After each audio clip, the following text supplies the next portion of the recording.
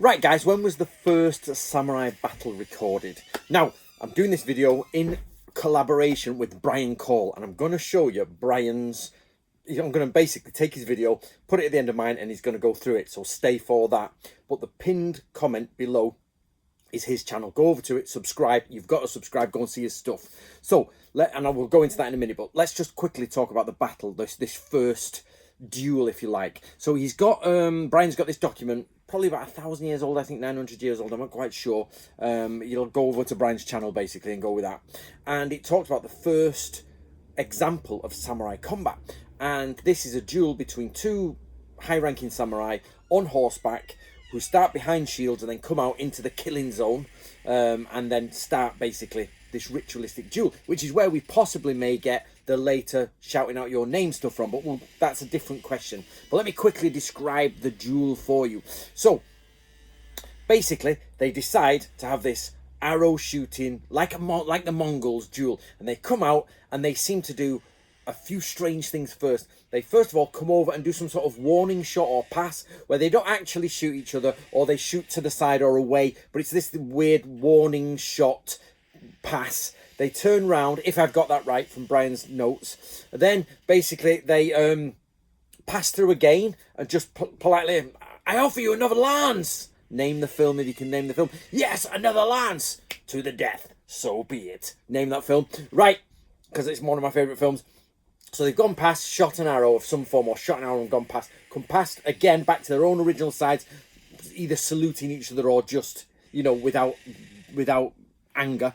And then what's happened is the third one, they've come for their true shots then. And the first guy pulls his bow while he's galloping, Yabusami style, like that. And the guy pulls off he goes to dismount, pulls himself back up, and the arrow shoots past.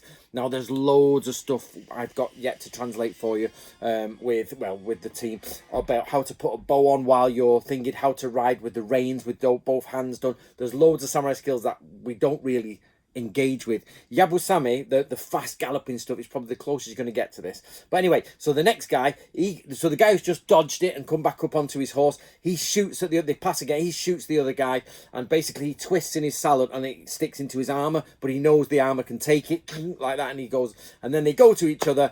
You're min, I'm min, we're all min.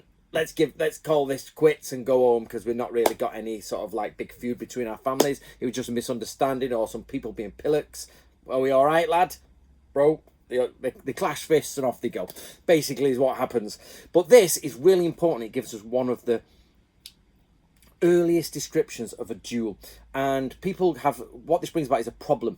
People imagine samurai combat like this, where it goes, hello, my name is Bob. Well, my name is Roger. Hello, Roger, how are you? I'm Bob. Yes. Should we fight, Bob? Yes, we should, Roger. And then they have this idea. Now, lost in the mists of time, and some people propose it's from Chinese, it's an overshoot of Chinese systems, is you have this opening battle combat, which then will go to full-on melee, where this idea of people running around the field, stopping and telling each other names, then carrying on, is probably more to do with literature than reality, I would say. But what we do find from this section, or this piece of this quote, is that basically there's the idea of you never run away, you go slowly. Now we come across this a few times in different manuals, where when you go in, you're leaving for war, you never turn around and look home, never look at your women. In fact, women shouldn't really be there, it's the wrong chi.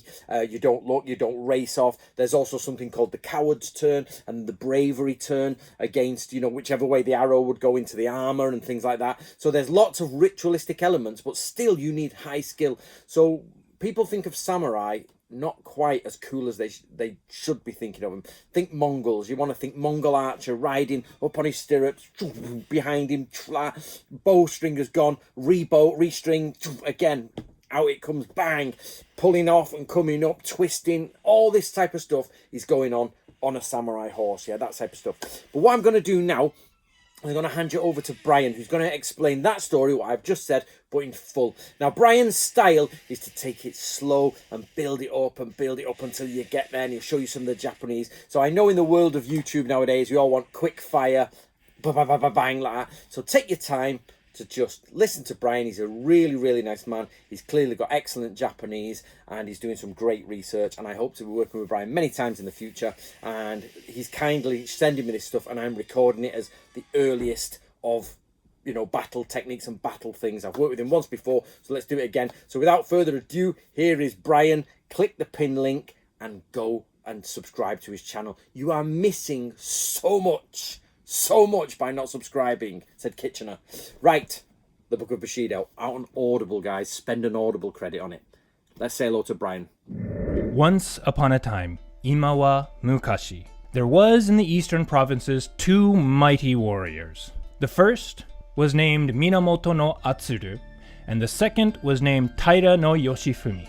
And these were both great warriors, honorable men, stalwart men, strong men. But they had a bit of a rivalry between them, and unfortunately this rivalry took a sour turn, took a turn for the worse. But it wasn't because of anything that they did to each other, it was because that they each had retainers that didn't get along. And so these retainers would come to their own lord and start saying things about the other lord to cause their lord to become angry. In particular, there was one instance where Taira no Yoshifumi's men came to him, and they said, "My lord, did you hear what Minamoto no Atsuru said about you? He was saying just the other day, there is no way that this Lord Taira no Yoshifumi could ever challenge me in any regard. No way that he could ever stand against me were I to raise my hand against him. Oh, what a sad, sad man that Yoshifumi is. Oh, it's just too sad." And of course, when Yoshifumi heard this, he instantly got all indignant. He was, how dare anybody say that about me? And of course, his response was much in the same vein.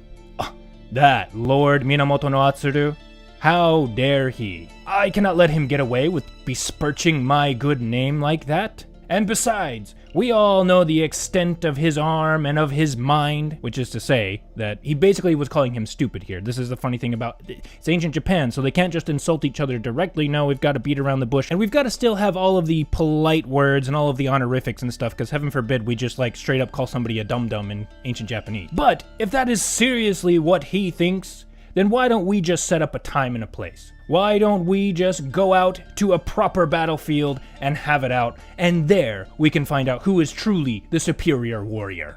And of course, word of what Yoshifumi said ended up making it to Minamoto no Atsuru.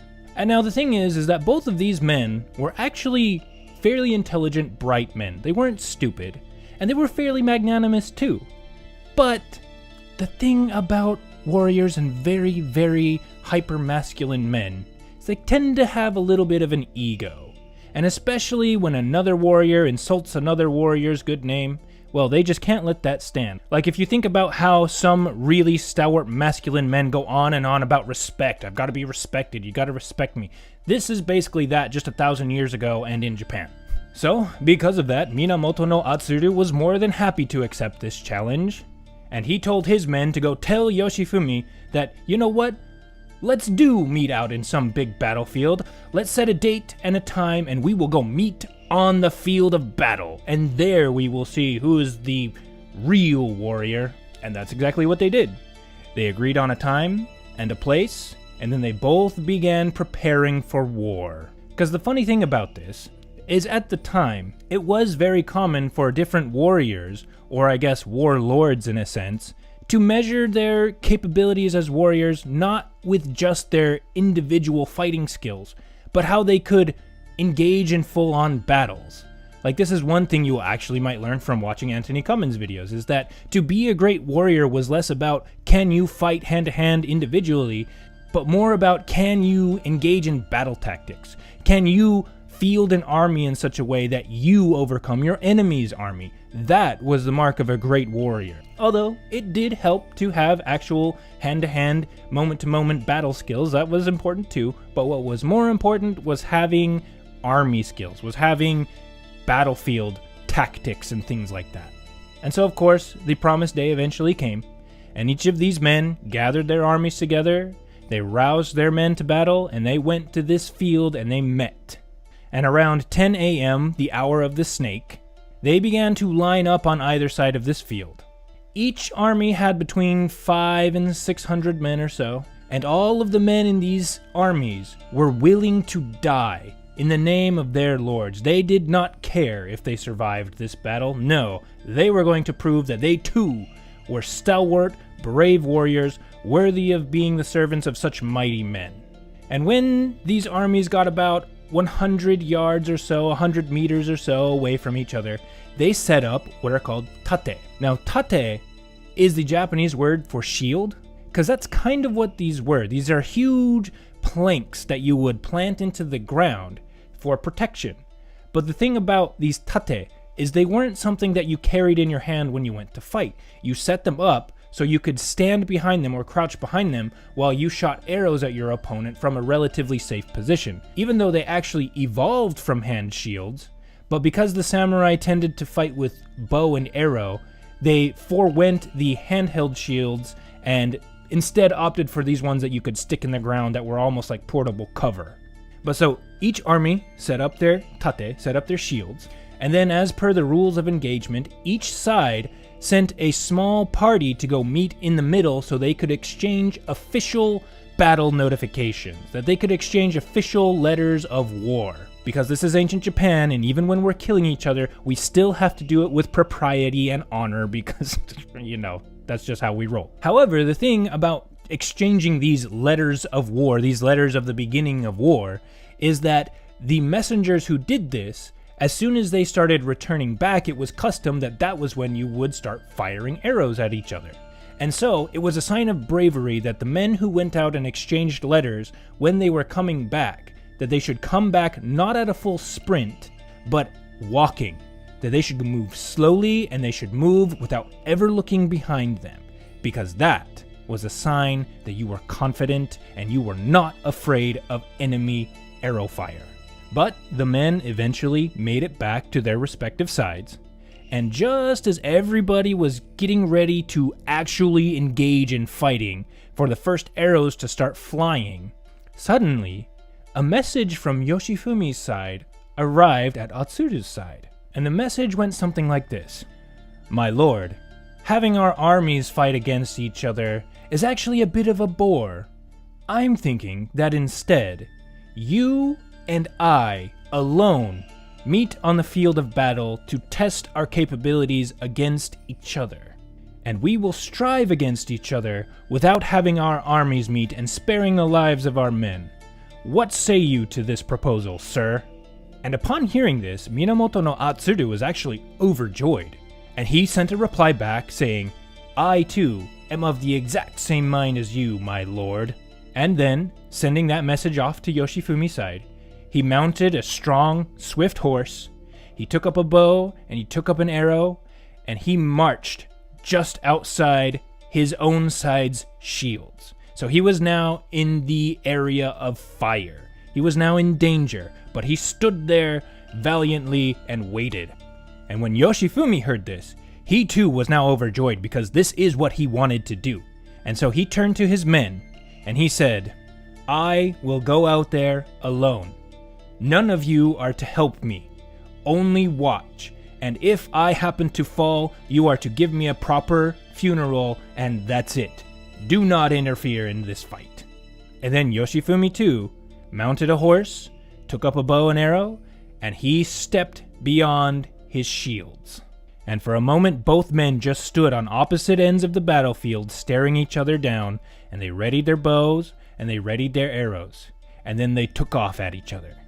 And now, what's interesting here is the story says that it is custom that you allow your opponent a shot, in the sense that you each fired off a shot without trying to hit the opponent, I guess just to test your bows. I don't really know why this is here. It doesn't explain why this is a custom. It just says that it is normal for you to allow your opponent to shoot. And that's what they did. They each let the other take a shot off to I don't know where, but clearly they were not aiming at each other, but just a practice shot, I suppose. And they took that shot right as they were passing each other. And so now they are on the opposite side, heading away, and they stop and they turn their horses around. And then they rode at each other again, passing each other by with their bows drawn but without firing a shot. And now, being back on their original sides, they turn their horses around yet again, And now they thought to themselves, now I go for the kill, now I go for the shot. And they sped their horses at each other like an old-timey joust. Except this is ancient Japan, and they're not using lances, they are using a bow and arrow.